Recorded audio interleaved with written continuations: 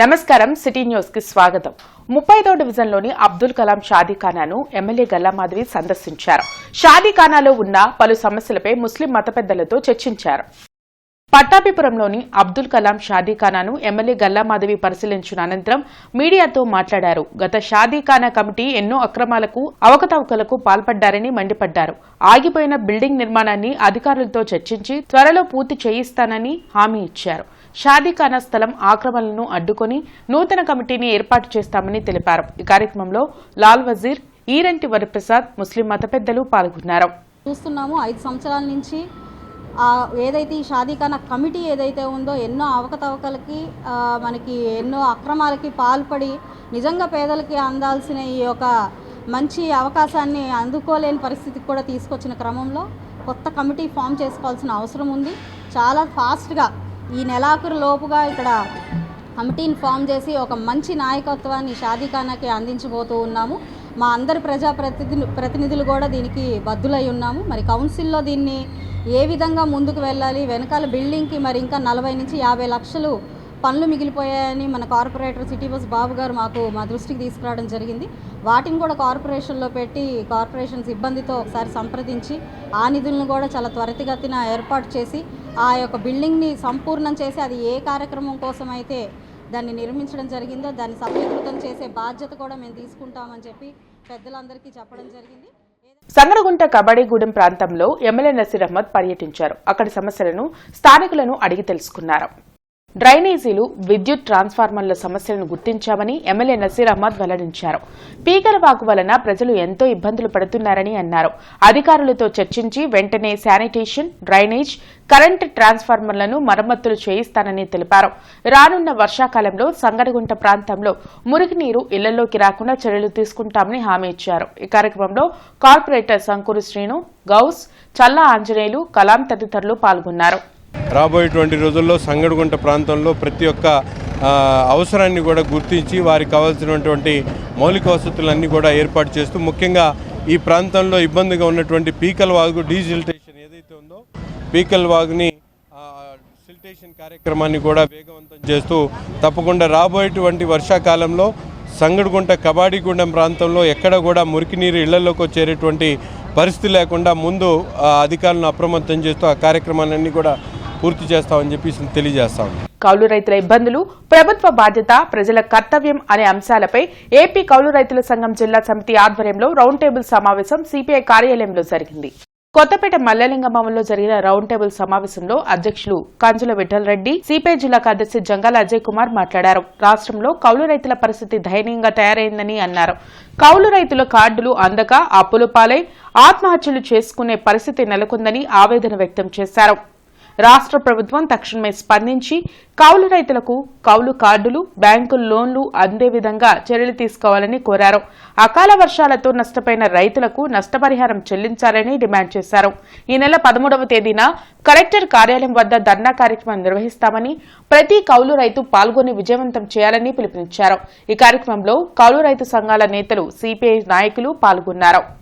ఈ రాష్ట్ర ప్రభుత్వం నిజంగా రైతుల పక్షపాతే గనక అయితే తక్షణమే పూనుకొని కౌలు రైతులకు కార్డులు ఇచ్చి ముందస్తు ఇస్తామన్న 20,000 పెట్టుబడి ఇచ్చి నష్టపోయిన మిర్చి రైతులకి ఎంత నష్టపోయారో కనీసం 25,000 వాళ్ళకి ఇస్తే వాళ్ళు ఒడ్డున పడతారు. లేకపోతే ఈ రైతు సంఘాల యొక్క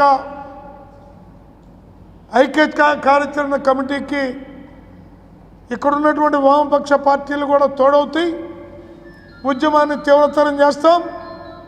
రైతు లేనిదే రాజ్యం లేదని మాటల్లో కాకుండా ఆచరణలో చేసేటట్టుగా చేయాలని డిమాండ్ చేస్తూ వచ్చే మంగళవారం అంటే 13వ తారీఖు కలెక్టర్ కార్యాలయం దగ్గర వాళ్ళు ధర్నా కార్యక్రమాన్ని ఏర్పాటు చేశారు.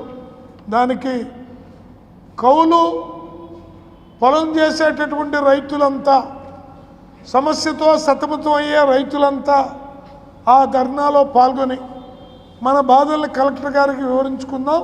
అందరూ కూడా ఆ రోజు తరలి రావాల్సిందిగా ఈ రౌండ్ టేబుల్ సమావేశం నుంచి పిలుపునిస్తా ఉన్నాం. GDSSWS centre for social psychology step మానవత సంయుక్త ఆధ్వర్యంలో స్పోకెన్ ఇంగ్లీష్ వ్యక్తిత్వ వికాస శిక్షణ తరగతులు బ్రాడీపేటలో జరుగుతున్నాయి. బ్రాడీపేటలోని జ్యోతి నిలయంలో జరిగిన స్పోకెన్ ఇంగ్లీష్ వ్యక్తిత్వ వికాస శిక్షణ కార్యక్రమంలో డాక్టర్ అద్దంకి శ్రీధర్ బాబు ముఖ్య అతిథిగా పాల్గొన్నారు. ఈ సందర్భంగా నిర్వాహకులు డాక్టర్ ప్రత్యూష సుబ్బారావు మాట్లాడుతూ మే నెల 30వ తేదీ వరకు విద్యార్థులకు ఉపాధ్యాయులకు ఉచిత స్పోకెన్ ఇంగ్లీష్ మరియు వ్యక్తిత్వ వికాసంపై శిక్షణ తరగతులు నిర్వహిస్తామని తెలిపారు. ప్రస్తుతం 400 మంది విద్యార్థులు ఈ శిక్షణ కార్యక్రమంలో పాల్గొన్నారని వెల్లడించారు. గుంటూరు ఇంకా దేనికి ఫేమస్ అనేసి అన్ని చూస్తూ ఉండేవాడి. Guntur turmeric famous, cotton famous, గుంటూరులో ఉన్న అన్ని ఏది గోల్డ్ స్టోరేజెస్ ఇంకెక్కడా లేవు, గుంటూరు క్యాష్ క్రాప్స్కి ఫేమస్, ఇందాక మీరు చెప్పిన వాళ్ళన్నింటికి ఫేమస్. కానీ నేను చూసిన ఇంకొక విషయం, మోస్ట్ ఇంపార్టెంట్ విషయం మీరు మర్చిపోయారు. చాలా చాలా చాలా బుద్ధిమంతులైన పిల్లలకి ఫేమస్. విద్యార్థులు, టీచర్లు పాల్గొంటూ ఉన్నారు.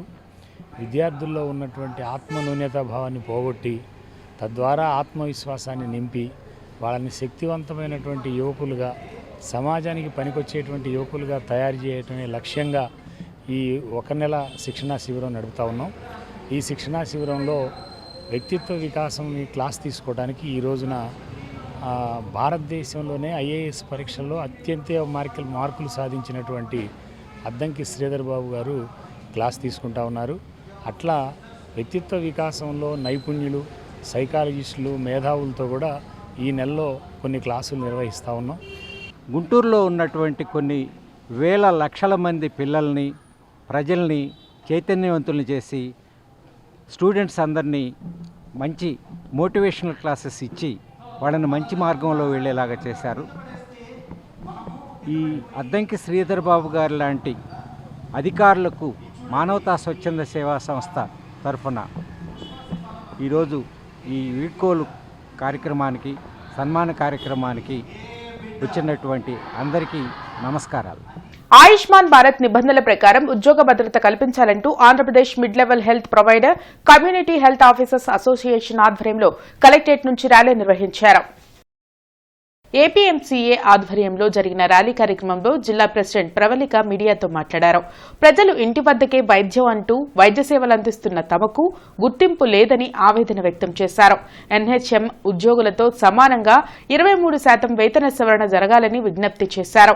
ఇప్పటి వరకు 20 సార్లు అధికారులకు వినతులు ఇచ్చినా పట్టించుకోలేదని అన్నారు. ఈ కార్యక్రమంలో general secretary Lingaraju, vice president Vanaja, Sandhya తదితరులు పాల్గొన్నారు. 5% యాన్యువల్ ఇంక్రిమెంట్ ఇవ్వాలి. పెండింగ్ బకాయిలు మా ఏదైతే ఉన్నాయో ఇన్సెంటివ్స్ అంటారండి, పని ఆధారిత ప్రోత్సాహకాలు. అవి మేము వర్క్ చేసినా కూడా మాకు ఇన్సెంటివ్స్ అయితే ఎప్పుడు కూడా 10 మాసాల నుంచి మాకు పెండింగ్ ఉంటున్నాయి. కాబట్టి దయచేసి ప్రతి ఒక్క పెండింగ్ బకాయిలను, మాకు అద్దె బకాయిలేమి, కరెంట్ బిల్ బకాయిలేమి, అవన్నీ కూడా వెంటనే ఇమీడియట్గా రిలీజ్ చేయాలి. మా యొక్క న్యాయపరమైనటువంటి డిమాండ్స్ని తీర్చాలని చెప్పి నేను గవర్నమెంట్ని రిక్వెస్ట్ చేస్తున్నాను. మరి ముఖ్యంగా PF 2 years నుంచి మాకు PF కట్ చేస్తున్నారండి. ఎందుకు కట్ చేశారంటే మాకు అసలు దాని గురించి సమాధానం లేదు. ఈవెన్ ప్రైవేట్ ఎంప్లాయీస్ కూడా EPF అనేది కట్ అవుతూ ఉంటుందండి. మేము గవర్నమెంట్లో కూడా వర్క్ చేస్తాం, కనీసం మాకు EPF కూడా లేకుండా అయిపోయింది. దయచేసి ఆ EPFను పునరుద్ధరించాలని చెప్పి మేము అడుగుతున్నాము. దయచేసి మమ్మల్ని అర్థం చేసుకుని, మా బాధల్ని మీరు అర్థం చేసుకొని మా యొక్క న్యాయపరమైన డిమాండ్స్ని ఇమీడియట్గా తీరుస్తారని చెప్పి మేము ఆశిస్తున్నాము. మా డిమాండ్స్ తీరేంత వరకు మేము ఇట్లానే శాంతియుతమైనటువంటి నిరసన మేము తెలియజేస్తామని చెప్పేసి గవర్నమెంట్కి మేము మీడియాపూర్వకంగా తెలియజేస్తున్నామండి. ఒంగోలు జాతి ఎడ్ల పరిరక్షణకే జాతీయ స్థాయి ఎడ్ల పందాలు నిర్వహిస్తున్నట్లు ఎమ్మెల్యే సంగం డైరీ చైర్మన్ దూళ్లపాళ్ల నరేంద్ర కుమార్ పేర్కొన్నారు. వడ్లమూడిలో ధూళిపాళ్ల వీరయ్య చౌదరి మెమోరియల్ వృషభ రాజాల బల ప్రదర్శన పోటీలు సోమవారం 5వ రోజుకు చేరుకున్నాయి. న్యూ కేటగిరీ విభాగంలో రాష్ట్రంలోని పలు ప్రాంతాలకు చెందిన 13 జతల ఎడ్లు ఈ పోటీల్లో పాల్గొన్నాయి. 1400 కిలోల బండ్లను లాగి హోరాహోరీగా తలపడ్డాయి. ఎడ్ల పందాల ప్రాంగణం జనజాతరను తలపించింది.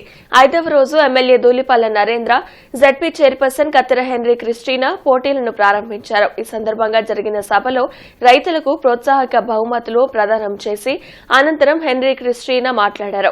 రైతులను ప్రోత్సహించే విధంగా బల ప్రదర్శనలు నిర్వహించడం అభినందనీయమన్నారు. పోటీలను ఆహ్లాదకర వాతావరణంలో నిర్వహిస్తున్న ఎమ్మెల్యేలకు కృతజ్ఞతలు తెలియజేశారు. ఎమ్మెల్యే నరేంద్ర కుమార్ మాట్లాడుతూ ఒంగోలు జాతి పరిరక్షణకు ఈ పోటీలను భవిష్యత్తులో కూడా కొనసాగిస్తామన్నారు. నేటి యువత ఒంగోలు జాతి ఎడ్ల విశిష్టతను గుర్తించి ప్రోత్సహించాలని విజ్ఞప్తి చేశారు. సంఘం పాలక వర్గ సభ్యులు పలువురు ప్రముఖులు పోటీలను వీక్షించారు.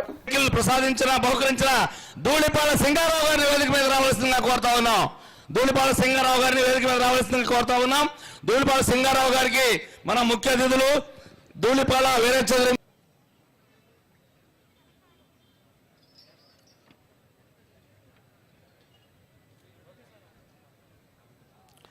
ఐదవ ప్రైజ్ గా 30,000 రూపాయలు బహుమతించిన